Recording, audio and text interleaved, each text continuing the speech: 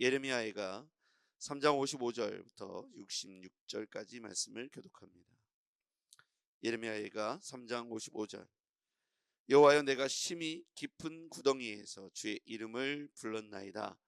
주께서 이미 나의 음성을 들으셨사오니 이제 나의 탄식과 부르짖음에 주의 귀를 가리지 마옵소서. 내가 주께 아뢰날에 주께서 내게 가까이하여 이르시되 두려워하지 말라 하셨나이다. 주여, 주께서 내 심령의 원통함을 풀어 주셨고 내 생명을 속량하셨나이다. 여호와여, 나의 억울함을 보셨사오니 나를 위하여 원통함을 풀어 주소서. 그들이 내게 보복하며 나를 모해함을 주께서 다 보셨나이다. 여호와여, 그들이 나를 비방하며 나를 모해하는 모든 것, 곧 일어나 나를 치는 자들의 입술에서 나오는 것들과 종일 나를 모해하는 것들을 들으셨나이다. 그들이 앉으나 서나 나를 조롱하여 노래하는 것을 주목하여 보옵소서. 여호와여, 주께서 그들의 손이 행한 대로 그들에게 보응하사 그들에게 거만한 마음을 주시고 그들에게 저주를 내리소서. 주께서 진노로 그들을 뒤쫓으사 여호와의 하늘 아래에서 멸하소서. 아멘. 하나님은 어떤 분이시냐면, 하나님은 오늘 성경에 보니까 들으시는 하나님이시다. 55절에 보면 주께서 이미 나의 음성을 들으셨사오니, 나의 음성을 들으셨사오니, 하나님은 나의 음성을 들어주시는 분, 이제 나의 탄식과 부르짖음에 주의 귀를 가리지 마옵소서. 귀를 여시고 들어주시는 분으로 등장하죠. 그 다음에 또 어떤 분이시냐면 59절입니다. 여호와의 나의 억울함을 보셨사오니 나를 위하여 원통함을 풀어주소서. 그래서 보면 억울함을 보시고 원통함을 풀어주시는 분, 하나님은 나의 억울함을 보시고 원통함을 풀어주시는 분. 하나님께서 우리에게 이와 같이 들어주시고 우리의 원통함을 바라봐 주시고, 그런 하나님으로 오늘 본문에 등장하고 있습니다. 또한 하나님은 오늘 본문에서 이렇게 깊은 구덩이에서 주의 이름을 부를 때 들어주시는 분으로 등장하죠. 들으시고 그럴 것으로 그치지 않으며 두려워하지 말라. 57절 하반절에 보면 이르시되 두려워하지 말라 하셨나이다. 하나님은 우리가 깊은 구덩이에서 주의 이름을 부를 때 들어주시고 귀를 기울이시면서 두려워하지 말라고 말씀하신다. 그래서 이걸 가만히 보면 하나님은 우리의 아버지가 되시는구나. 하나님은 우리의 아버지가 되시는구나. 그걸 알 수가 있습니다. 그리고 58절, 주여 주께서 내 심령의 원통함을 풀어주셨고 내 생명을 속량하셨나이다. 이렇게 돼 있죠. 원통함을 풀어주시고 내 생명을 속량해 주셨다. 우리의 원통함 풀어주시고 생명을 이렇게 속량해 주셨다는 표현을 가만히 보면 그분이 우리를 위하여 친히 변호해 주시고 우리의 억울함을 풀어주시면서 우리를 위하여 우리의 원통함을 또 이렇게 풀어주시고 보복하며 나를 모해하는 자들을 하나님께서 지켜보고 계시다가 이 모든 비방과 입술에 그들의 우리를 향하여 나를 향하여 모해하는 것들을 들어주시고 61절 62절에 보면 그런 말씀이 나와 있고요. 그리고 64절에 여호와의 주께서 그들의 손이 행한 대로 그들에게 보응하시고 그들에게 저주를 내리시고 하늘 아래에 멸하소서. 이렇게 하나님을 향하여 간절히 고하고 있는 내용을 볼 수 있어요. 이런 내용을 보면 어떤 마음이 드냐면 그들이 하나님을 이 이스라엘 백성들이 하나님을 바라볼 때 아버지이신 하나님, 전능하신 하나님, 억울함을 들어주시고 보응하시며 연약한 심령들을 위하여 여기서 보면 우리 편에 서셔서 우리의 억울함을 원통함을 풀어주시고 변호인이 되시며 우리의 연약함을 또 도와주시고 58절에 보면 원통함을 풀어주시고 속량하시고 억울함을 보시고 나의 원통함을 위하여 풀어주소서. 이분은 친히 우리 연약한 자들의 변호자가 되어주시고 속량자가 되어주셨다. 예수께서 십자가에 달려 돌아가심도 우리의 죄 묶여 있는 모든 것들을 풀어 주시기 위해서, 억울함을 해소해 주시기 위해서 이 땅에 오셨고 십자가를 친히 지셨다.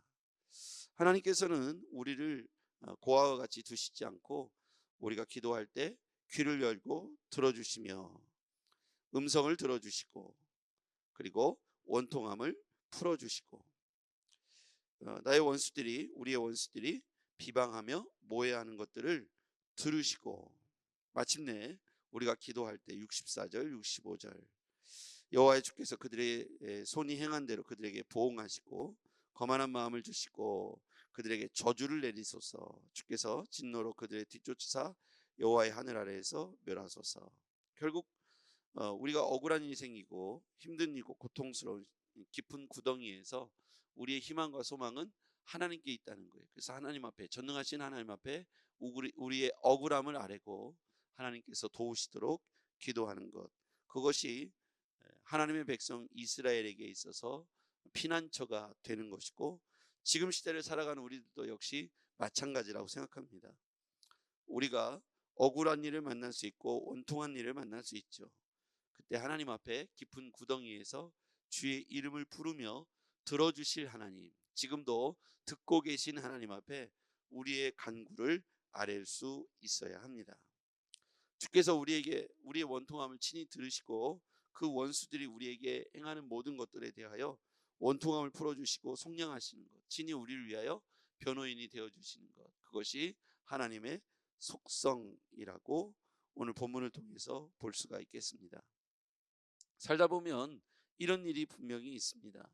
깊은 구덩이에 빠질 때가 있고 원통함을 당할 때 있고 억울함을 당할 때 있고 원수들이 우리를 모해하고 있고 보복하는 일들을 당할 수 있습니다. 그때 우리가 누구에게 아뢰겠습니까?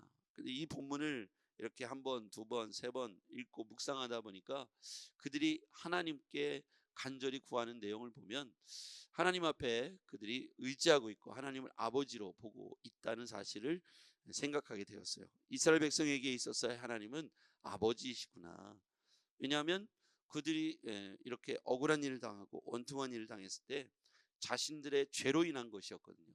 이 우상 숭배로 인하여 이와 같이 그들이 곤란에 빠져 있고 고통에 빠져 있고 그들의 원수들이 누가 보낸 거냐면 결국 하나님께서 그들의 원수들을 통해서 그들을 치게 하신 거예요. 이유는 그들이 하나님과 등을 돌리고 대적해 있고 하나님의 말씀과 규례를 어기며 우상 숭배의 죄에 빠져서 하나님을 업신여긴 죄, 경외하지 않은 죄, 하나님을 섬기지 않고 우상 숭배에 빠져 있는 죄로 말미암아 그들이 이와 같이 고통 가운데 놓여지게 된 것이거든요.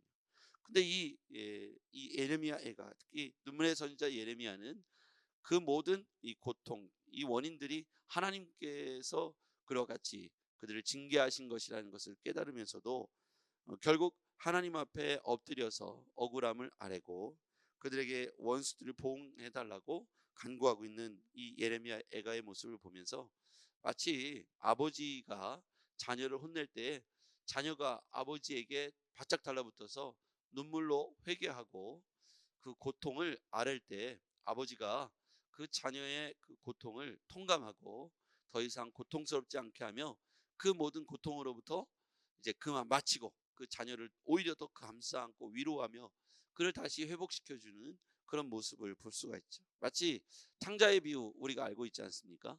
탕자의 비유에 보면 둘째 아들이 철이 없지 않습니까? 그런데 반대로 그 유다 첫째 아들은 굉장히 철이 들었죠. 아버지를 도와서 열심히 일을 하고 돌아옵니다. 근데 둘째 아들은 허랑방탕하게 재산을 가지고 와서 허비하고 낭비하고 다 잃어버린 뒤에 비참한 꼴로 집으로 돌아오죠.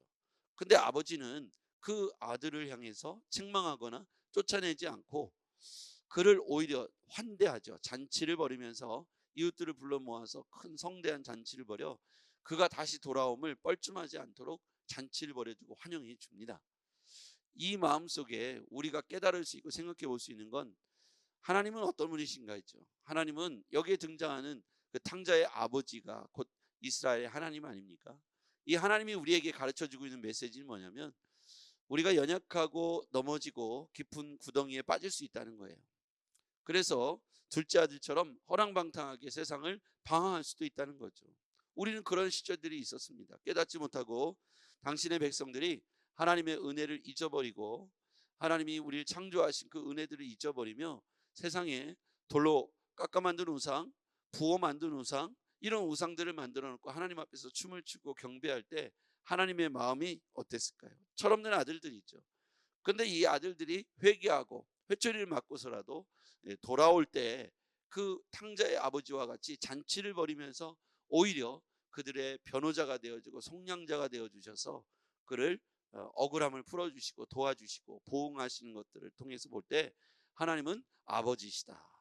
회초리를 들었지만 무서운 아버지로 등장하지만 결국 그들이 눈물로 회개하고 돌아올 때 그 아버지는 무서운 아버지가 아니라 인자한 아버지로 바뀌어진다는 것이죠.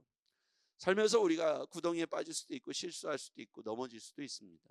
근데 중요한 것은 아버지께로 다시 와서 눈물로 회개하고 다시 그 관계를 회복하는 것이 중요한 것이죠. 그래서 이스라엘 백성들이 다시 하나님의 백성으로 선민의 백성으로 택한 백성으로 그들의 지위가 회복되는 건 아버지의 사랑 때문이죠. 그래서 우리도 오늘 본문에서 하나님이 다시 돌아올 때 원통함을 풀어주시고 원수들을 보응하시며 원수들을 멸하시는 하나님으로 등장하죠. 그래서 우리가 그 전능하신 하나님, 아버지이신 하나님, 이스라엘의 아버지일 뿐만 아니라 우리의 아버지가 되실 줄 믿습니다. 때때로 우리가 실수하고 어리석고 철이 덜 든 행동을 한다 할지라도 하나님께서 우리를 향하여 보시고 들으시고 우리를 향하여서 우리가 어떤 태도로 하나님께 돌아오는가를 지켜보시며 기다리고 있다고 생각합니다. 그래서 오늘 예레미야 선지자가 눈물로 이스라엘 백성들을 위하여 기도하고 있듯이, 눈물로 간구하고 있듯이 이 백성을 위하여, 우리 가정과 가문을 위하여, 교회를 위하여 눈물로 기도할 수 있는 남겨진 그루터기가 우리가 되었으면 좋겠습니다. 기도하겠습니다. 전능하신 아버지 하나님, 이스라엘 백성들이 깨닫지 못하고 원수들을 통하여 오히려 이 우상 숭배의 죄에 빠졌던 지난날의 연약함을 회개하고 예레미야 선지자가 기도하는 내용을 보게 됩니다. 하나님, 오늘 이 백성, 이 나라, 이 민족, 우리 가문 가운데, 우리 교회 가운데 정말로 깨어있는 한 사람이 있어서 하나님 연약함을 회개하고 다시 민족의 죄, 우리 가문의 죄, 우리들의 죄를 가지고 하나님 앞에 엎드릴 때 하나님 우리를 물리치지 마시고 긍휼히 불쌍히 여기시며 다시 은혜로 우리를 속량하시고 모든 연약함을 풀어 주시옵소서. 예수님의 이름으로 기도하옵나이다. 아멘.